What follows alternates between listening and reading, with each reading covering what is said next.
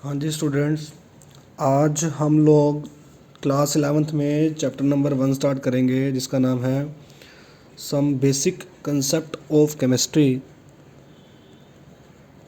तो some basic concept of chemistry ये हमारा चैप्टर नंबर 1 है, जिसमें आज हम सबसे पहले पढ़ेंगे किसके बारे में, मोल कंसेप्ट के बारे में।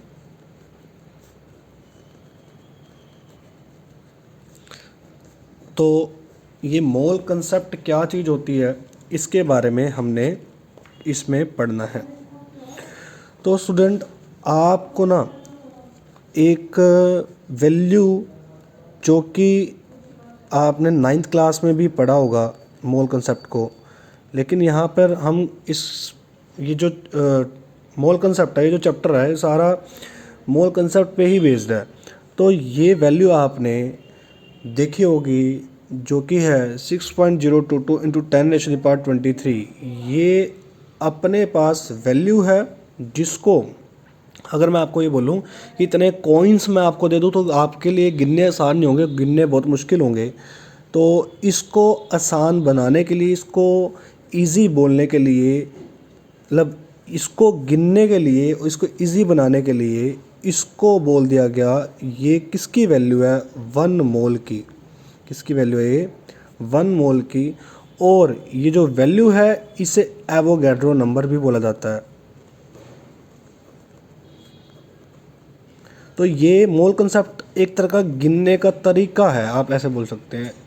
किसको गिनने का तरीका है, कॉन्स्टिट्यूएंट पार्टिकल्स को। तो एक मोल में 6.022 इंटू 10⁻23 पार्टिकल्स होते हैं। तो इस इतने सारे पार्टिकल्स को गिनना है, तो इसलिए इसको बोल दिया गया ये किसके इक्वल है, 1 मोल के इक्वल है। तो स्टूडेंट, ये जो हम यहाँ पर कॉन्स्टिट्यूएंट पार्टिकल्स की बात कर रहे हैं, जिसको हमने एक मोल बोला है, तो एक मोल को इस तरीके से MOL मोल जो है, इसको निकालने का तरीका तो लघु होता है, वो भी अभी आपको बता दिया जाएगा। तो जो यहाँ पर ये कॉन्स्टिट्यूएंट पार्टिकल्स हैं, ये पार्टिकल्स या तो एटम्स हो, अगर एटम की बात की जाए तो एटम, अगर बात की जाए आयंस की तो ये आयंस यहाँ पर लिखा जाएगा, अगर बात की जाए मॉलिक्यूल्स की तो मॉलिक्यूल्स लिखा जाएगा, अगर बात की जाए इलेक्ट्रॉन्स की तो इलेक्ट्रॉन्स लिखा जाएगा। तो कुछ भी आपको यहाँ पर मिल सकता है, जिसके रिस्पेक्ट में आप बात करेंगे वो आपको पार्टिकल की जगह लेना पड़ेगा। जैसे कि अब मैं बात करता हूँ कि एटम और मॉलिक्यूल की बात करें, तो ये एटम, ऑक्सीजन का एटम जो है वो ले लिया, ये एक ऑक्सीजन का एटम है। और अगर मैं मॉलिक्यूल की बात करूँ तो ऑक्सीजन के 2 एटम कंबाइन होकर एक मॉलिक्यूल बनेगा। या फिर ये जो है ये क्या है, एक मॉलिक्यूल है। एटम ऑक्सीजन है, जैसे नाइट्रोजन है, नाइट्रोजन के अगर 2 एटम कंबाइन हो तो मॉलिक्यूल बनेगा। ठीक है, तो कैसे लिखना है, जैसे मैं बोलूँ कि 1 मोल मेरे पास ऑक्सीजन एटम है। 1 मोल क्या है, ऑक्सीजन का क्या है, एटम। तो उसमें कितने कॉन्स्टिट्यूएंट होंगे, अगर मैं एटम ले रहा हूँ तो मैं बोलूँगा 6.022 इंटू 10⁻23 एटम्स होंगे मेरे पास। तो इसको मैं बार बार नहीं लिखूँगा, ये N एवोगाड्रो नंबर होता है, इसको NA से भी लिखते हैं। ठीक है, तो मैं अब इसकी जगह NA लिखने वाला हूँ। तो अगर मैं कहूँ 1 मोल मेरे पास क्या है, ऑक्सीजन मॉलिक्यूल है, तो उसमें मैं लिखूँगा मेरे पास, अगर मॉलिक्यूल है, यहाँ मॉलिक्यूल है, तो मैं लिखूँगा NA मॉलिक्यूल। तो इस तरीके से बच्चे हम लिखते हैं। तो जो जिस रिस्पेक्ट, मतलब जिसकी बात की जाएगी, अगर एटम की बात की जाएगी तो एटम आएगा, मॉलिक्यूल की बात की जाएगी तो मॉलिक्यूल आएगा। तो जैसे मैं अगर ग्लूकोज का जो फॉर्मूला आपको याद होगा, C6H12O6, ये किसका फॉर्मूला होता है, ग्लूकोज का। तो ये एक मॉलिक्यूल हुआ, इस मॉलिक्यूल में 6 कार्बन के एटम है, 12 हाइड्रोजन के एटम है और 6 जो है ऑक्सीजन के एटम है। तो अगर मैं ग्लूकोज की बात करता हूँ, तो ग्लूकोज के 1 मोल की बात करूँ तो 1 मोल क्या है मेरे पास, ग्लूकोज। और 1 मोल ग्लूकोज में कितने मॉलिक्यूल होंगे, Na मॉलिक्यूल होंगे।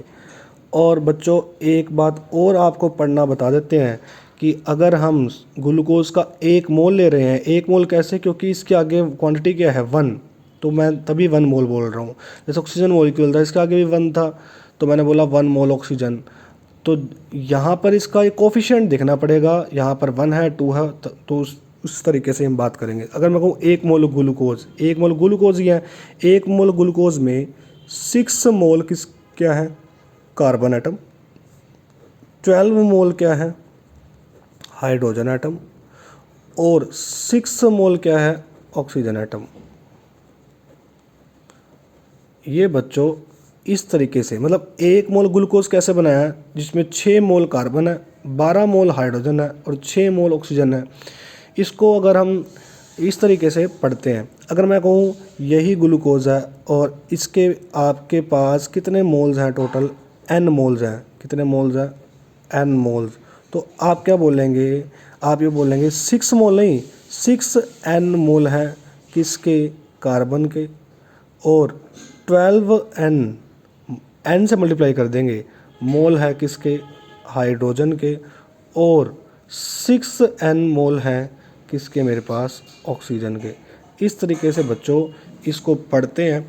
ये आपको थोड़ा याद रखना पड़ेगा, ध्यान में रखना पड़ेगा। अगर मैं कहूँ, अगर मैं किसी और की बात करता हूँ, जैसे CO2 कार्बन डाइऑक्साइड, आपके पास CO2 का कितना मोल है, 1 मोल है, तो आप बोलेंगे 1 मोल CO2 में आपके पास 1 मोल कार्बन है, ठीक है, और 2 मोल ऑक्सीजन एटम है।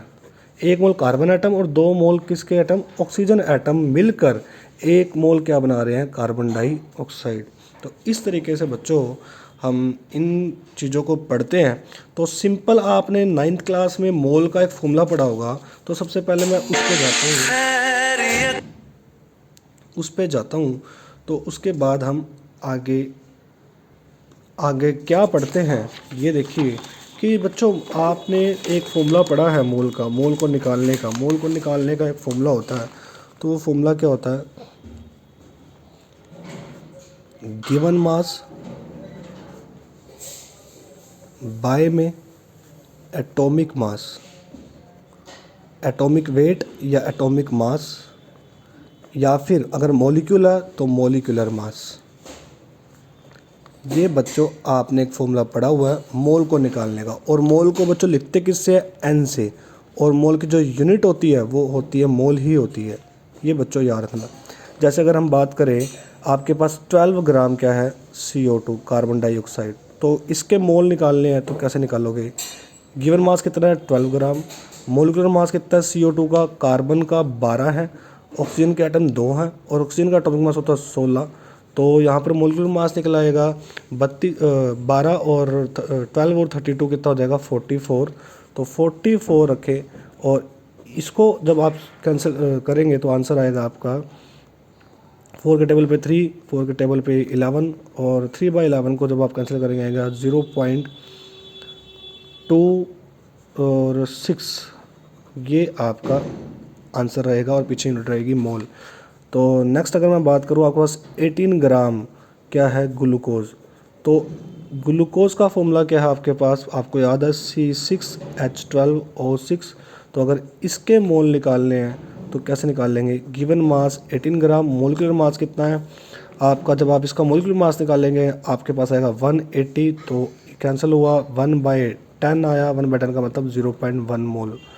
अगर मैं बात करूं, आपके पास 2.5 ग्राम क्या है, कॉपर सल्फेट, CuSO4.5H2O, ये आपके पास ब्लू विट्रोल है।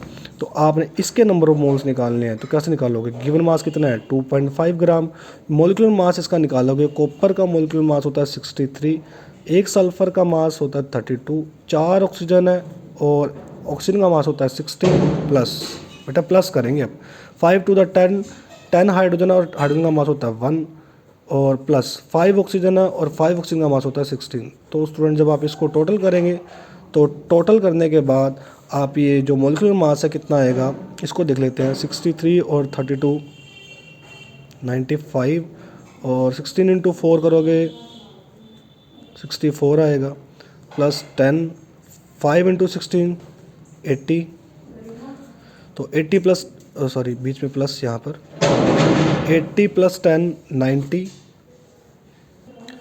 तो 80 प्लस 10 90, और 90 और यहाँ पर 64, ये हो गया आपका 154, और 154 और 95, ये हो गया आपका यहाँ पर 195 और 154,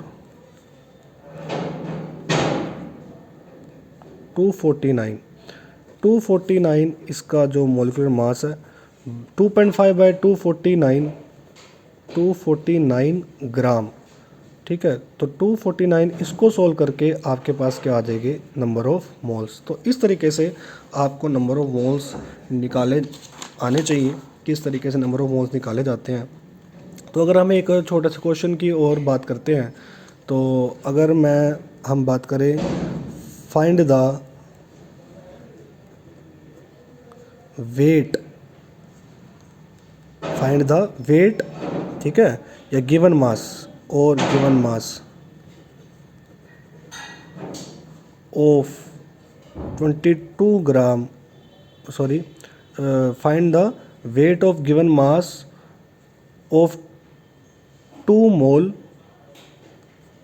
ऑफ CO2। ये आपके पास 2 मोल दे रखे हैं आपको CO2 के, तो आपने क्या निकालना है, गिवन मास या वेट। तो बच्चों आपको पता है मोल का फॉर्मूला क्या होता है, मोल का फॉर्मूला होता है गिवन मास या गिवन वेट बाय में एटॉमिक मास या मोलिकुलर मास। ठीक है, तो अगर आप मोलिकुलर मास को मल्टीप्लाई कर दें मोल के साथ तो क्या आ जाएगा आपका गिवन वेट। तो कैसे, अब आपके पास मोल्स कितने दे रखे हैं, यहाँ पर नंबर ऑफ मोल दे रखे हैं आपके पास 2, और आपने निकालना है वेट, वेट निकालना है, और CO2 का मोलिकुलर मास कितना होता है 44। जब आप 44 को 2 से मल्टीप्लाई करेंगे तो आपके पास यहाँ पर वेट निकलेगा कितना, 88 ग्राम। तो स्टूडेंट ये आपको एक जनरल एक मोल का फॉर्मूला बताया, लेकिन हम इस तरीके के क्वेश्चंस को, ये जो मोल कंसेप्ट है ये हम कैसे यूज़ करेंगे, ये आपको नेक्स्ट लेक्चर में इसकी वीडियोस और मिलेंगी। तो इसको अभी एक बेसिक तरीका बताया आपको मोल निकालने का, लेकिन हम मोल को किस तरीके से पढ़ते हैं ये हम नेक्स्ट लेक्चर में देखेंगे।